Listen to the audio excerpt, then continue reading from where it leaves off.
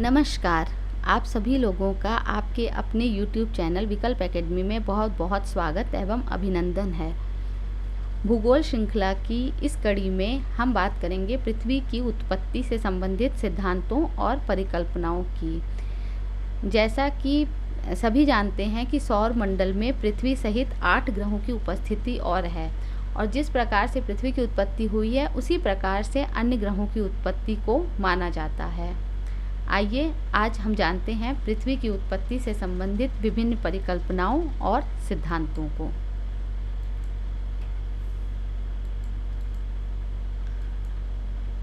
पृथ्वी।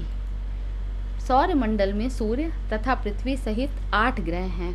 सौर मंडल का आकार तश्तरीनुमा है, जिसके मध्य में सूर्य की स्थिति है। पृथ्वी एक ग्रह है। जल की अधिकता के कारण इसे नीले ग्रह की संज्ञा भी दी गई है। पृथ्वी हमारा निवास या घर है। पृथ्वी में वायुमंडल की उपस्थिति यहाँ जीवन को संभव बनाती है। सौरमंडल के सभी 8 ग्रह निश्चित कक्षाओं में सूर्य की परिक्रमा करते हैं। जो ग्रह सूर्य के जितना निकट है उसकी परिभ्रमण गति भी उतनी ही अधिक है। जैसा कि चित्र के माध्यम से हम पृथ्वी की स्थिति को देख सकते हैं। सूर्य के सबसे समीप जो ग्रह पाया जाता है वह मरकरी है, और पृथ्वी की स्थिति सूर्य से तीसरे स्थान पर मानी जाती है। अन्य ग्रहों की स्थितियां आप इस चित्र के माध्यम से देख सकते हैं। पृथ्वी की उत्पत्ति। पृथ्वी की उत्पत्ति के संबंध में बहुत से दार्शनिकों और वैज्ञानिकों ने अनेक परिकल्पनाएं समय समय पर प्रस्तुत की हैं। ऐतिहासिक महत्व की दृष्टि से पृथ्वी की उत्पत्ति से संबंधित सभी विचारकों के विचार, परिकल्पनाएं और उनके दिए हुए सिद्धांत अपना अलग अलग और विशेष महत्व रखते हैं। पृथ्वी की उत्पत्ति के संबंध में प्राचीन काल से 2 मत प्रचलित रहे हैं। नंबर 1, धार्मिक संकल्पनाएं। यह पूरी तरीके से कल्पनाओं पर आधारित थी, धर्म पर आधारित थी। इसमें पृथ्वी के निर्माण से संबंधित जो संकल्पना है उसमें कहा गया है कि दैव निर्मित यानी देवताओं के द्वारा बनाए गए जो आद्य या प्राचीन पदार्थ थे उनके द्वारा पृथ्वी की उत्पत्ति या पृथ्वी का निर्माण हुआ है। कहने का तात्पर्य यह है कि इसमें धर्म को ही विशेष महत्व और धर्म को ही केंद्र में रखकर इन संकल्पनाओं का प्रतिपादन किया गया है।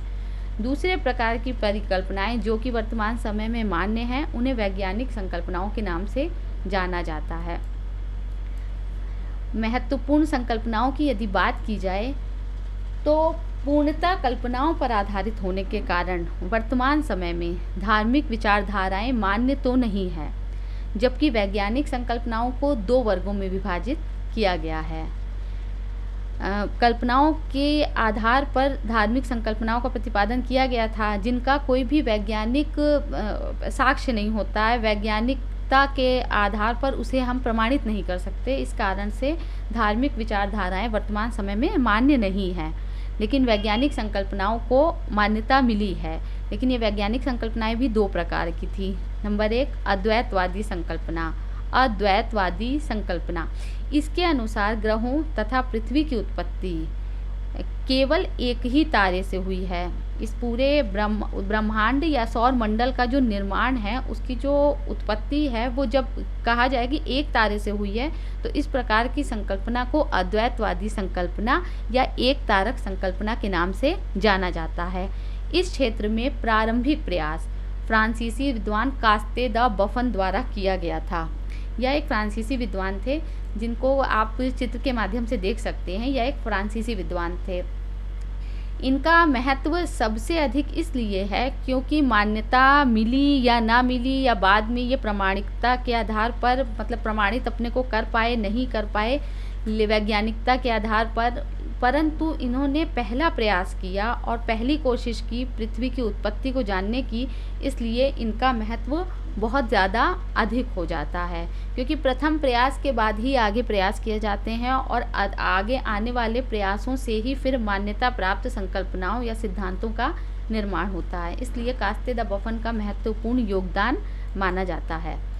और अगर यदि बात करें अन्य विद्वानों की, तो लोकप्रिय मत जो था, जिसको लोकप्रियता मिली, जिसे माना गया उस काल में, तो लोकप्रिय मत जर्मन दार्शनिक इमैनुअल कांट की वायव्य राशि परिकल्पना थी। इन्होंने अपनी परिकल्पना वायव्य राशि परिकल्पना के नाम से प्रतिपादित की, जिसे 1796 ईस्वी में गणितज्ञ लाप्लास ने संशोधन के साथ निहारिका परिकल्पना के नाम से इस संसार के सामने प्रस्तुत किया। यह एक तारक परिकल्पनाओं के उदाहरण हैं। वहीं द्वैतवादी संकल्पना या द्वितारक संकल्पना, इसके अनुसार ग्रहों की रचना एक से अधिक, विशेषकर दो तारों के संयोग से हुई है। इसमें कहा गया है कि इस सौर मंडल की जो उत्पत्ति है वो एक नहीं बल्कि दो तारों के संयोग से हुई है। इनसे संबंधित सिद्धांतों में चैम्बरलिन, ऑटो श्मिड, होयल लिटिलटन, जेम्स जेफरीज तथा H.N. रसेल के सिद्धांत महत्वपूर्ण हैं। इन सभी सिद्धांतों में कहा गया है कि इस ब्रह्मांड की जो उत्पत्ति है वो एक तारे के साथ साथ दूसरा तारा भी था, जो उसका सहयोगी तारा था। उसके सहयोग के कारण ही दो तारों के मिलन से ही इस सौर मंडल की उत्पत्ति हुई है। परंतु इन संकल्पनाओं के बहुत बाद में आधुनिक युग में जो सबसे महत्वपूर्ण आधुनिक सिद्धांत है वो है बिग बैंग सिद्धांत। इस सिद्धांत को ही वर्तमान समय में मान्यता प्राप्त हुई है और इसी को सबसे ज़्यादा महत्वपूर्ण माना जाता है, क्योंकि इसके संबंधित जो विद्वान हैं उन्होंने जो प्रतिपादन किया है उसकी हम वैज्ञानिकता के कसौटी पे वो खरे उतरते हैं। इन सभी सिद्धांतों के बारे में एक एक करके हम अपने भूगोल की श्रृंखला के आने वाले समय में उनका विस्तृत अध्ययन करेंगे। नमस्कार।